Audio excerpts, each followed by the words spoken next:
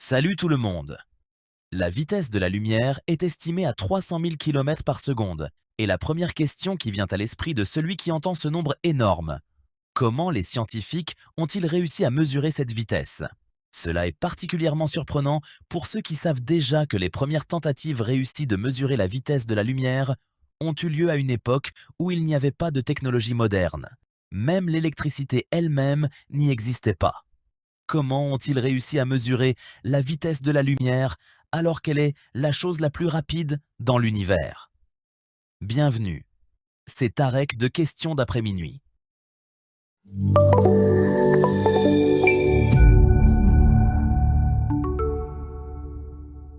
Avant de commencer, n'oubliez pas de vous abonner et d'activer la cloche pour ne pas manquer les réponses à d'autres questions. Pour mesurer la vitesse d'un objet, nous devons d'abord calculer la distance parcourue par l'objet en un certain temps, puis diviser cette distance par le temps pour obtenir la vitesse. Cette équation simple a marqué le début des expériences menées par l'astronome et physicien Galileo Galilei. Son expérience impliquait deux observateurs situés à une certaine distance l'un de l'autre, chacun muni d'une lanterne avec un volet. Galiléo et son assistant se plaçaient sur des collines séparées par plusieurs kilomètres. Galiléo découvrait sa lanterne, envoyant un signal lumineux à son assistant, qui, dès qu'il apercevait ce signal, devait immédiatement découvrir sa propre lanterne pour renvoyer le signal à Galiléo. En mesurant le temps écoulé entre l'émission du signal initial et la réception du signal de retour, Galiléo espérait calculer la vitesse de la lumière. Bien que cela soit théoriquement vrai, la tentative de Galilée a complètement échoué en raison de la vitesse extrêmement élevée de la lumière. En effet, en une seconde, la lumière peut faire 7 fois et demi le tour de la Terre. En plus de ça, les réactions humaines et l'absence de moyens précis pour mesurer des temps très courts rendaient les résultats imprécis. Bien que Galiléo ait conclu que la vitesse de la lumière devait être extrêmement élevée, son expérience a inspiré des tentatives ultérieures plus réussies. Moins de 40 ans plus tard, précisément en 1676, la première expérience réussie de mesure de la vitesse de la lumière a été réalisée par l'astronome et physicien danois Ole Rømer. Il a utilisé un phénomène astronomique qu'il a observé dans différentes positions de la Terre pendant sa rotation autour du Soleil. Galilée avait prédit que nous pourrions utiliser les éclipses des lunes de Jupiter pour mesurer le temps. Rømer a basé son expérience sur cette idée. Io, l'une des lunes les plus importantes de Jupiter, est la plus proche de la Terre parmi les 4 lunes, et elle a été découverte par Galilée lui-même en 1610. Rømer l'a qualifiée de premier satellite de Jupiter. Cette lune complète son orbite autour de Jupiter en 42 heures et demie. Rømer, pendant qu'il travaillait à l'Observatoire de Paris, n'avait pas pour objectif principal de mesurer la vitesse de la lumière. Il se contentait de recueillir des observations détaillées sur l'orbite de la lune Io en chronométrant les éclipses au fil des années. En fait, Rømer a remarqué quelque chose d'étrange. L'intervalle de temps entre une éclipse et la suivante devenait plus court lorsque la Terre se rapprochait de Jupiter et plus long lorsque la Terre s'en éloignait.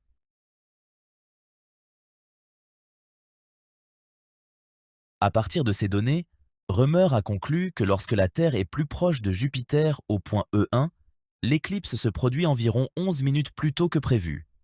Et quand la Terre est plus éloignée de Jupiter au point E2, l'éclipse se produit 11 minutes plus tard que prévu.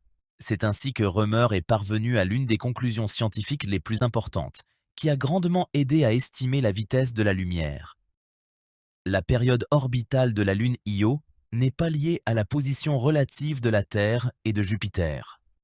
Le décalage temporel est dû à la vitesse de la lumière elle-même. Lorsque la distance augmente, la lumière met plus de temps à nous parvenir, et lorsqu'elle diminue, la lumière met moins de temps. Ainsi, nous observons que la durée de l'éclipse varie. Parfois, elle est plus longue, parfois plus courte.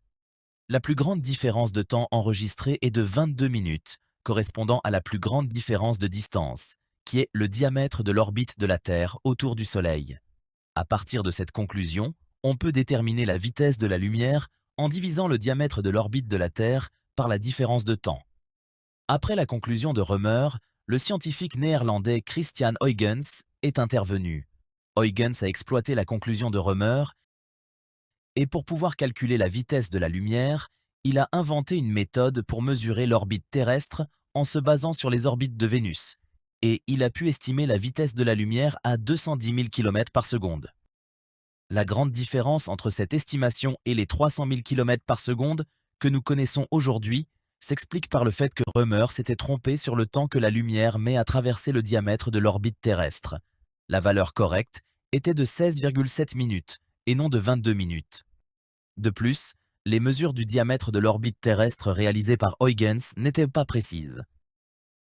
C'est vrai que les premières tentatives de Huygens pouvaient manquer de précision en raison des instruments disponibles à cette époque, mais elles représentaient une étape importante dans la compréhension de la nature et de la vitesse de la lumière.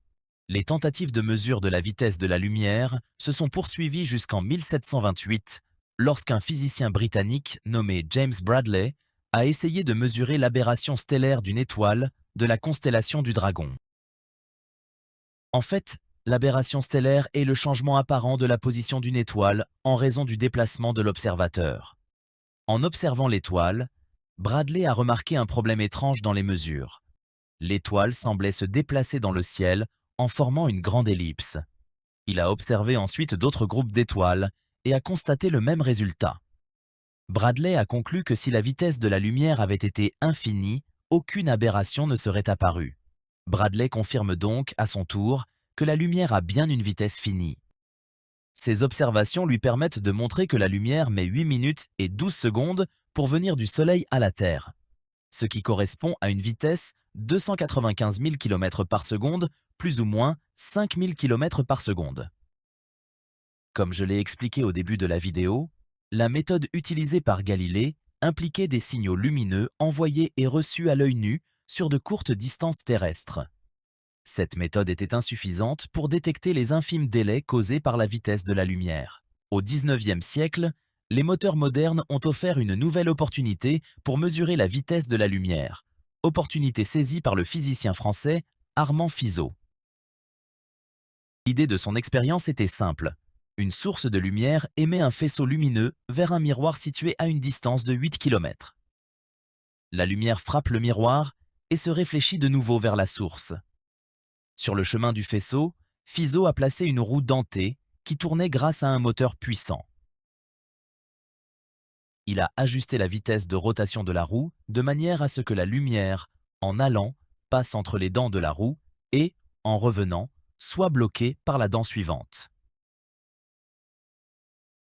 Et puisqu'il connaissait la distance entre deux dents successives et la vitesse de rotation de la roue, il a pu calculer la vitesse de la lumière, qu'il a trouvé être de 313 000 km par seconde, ce qui était considéré comme la première mesure terrestre de la vitesse de la lumière à cette époque.